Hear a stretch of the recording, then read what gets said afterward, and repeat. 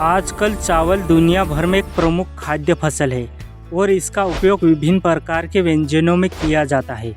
चावल का इतिहास बहुत पुराना है। चावल के इतिहास में कई महत्वपूर्ण घटनाएं हुई है, जैसे कि हरित क्रांति, जिसने चावल की उत्पादकता में काफ़ी वृद्धि की और इसे अधिक सुलभ बनाया। आजकल चावल की कई किस्में उपलब्ध है और यह एशिया में हजारों वर्षों से उगाया जा रहा है।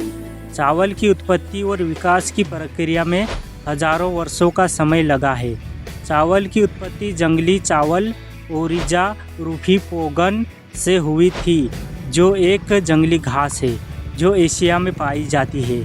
जंगली चावल को धीरे धीरे घरेलू फसल में बदला गया और इसकी विभिन्न प्रकार की किस्में विकसित की गई और इसमें कई पीढ़ियों के किसानों और वैज्ञानिकों का योगदान रहा है, जो आजकल दुनिया भर में उगाई जाती है। चावल की उत्पत्ति के बारे में कई मतभेद है, लेकिन अधिकांश विशेषज्ञों का मानना है कि चावल की उत्पत्ति दक्षिण एशिया में हुई थी, विशेष रूप से भारत और चीन की सीमा पर स्थित हिमालय की तलहटियों में। इस क्षेत्र में जंगली चावल ओरिजा रूफी पोगन की विविधता पाई जाती है, जो चावल की उत्पत्ति के लिए एक संभावित केंद्र हो सकता है। लेकिन दक्षिण कोरिया में मिले लगभग 15,000 साल पुराने चावल के दाने चीन में चावल की उत्पत्ति की ओर इशारा करते हैं। माना जाता है कि चावल की खेती लगभग 10,000 साल पहले चीन में यांगत्जी नदी बेसिन में शुरू हुई एक प्रक्रिया थी, जिसके बाद चावल की खेती धीरे धीरे भारत सहित दुनिया के अन्य हिस्सों में फैल गई।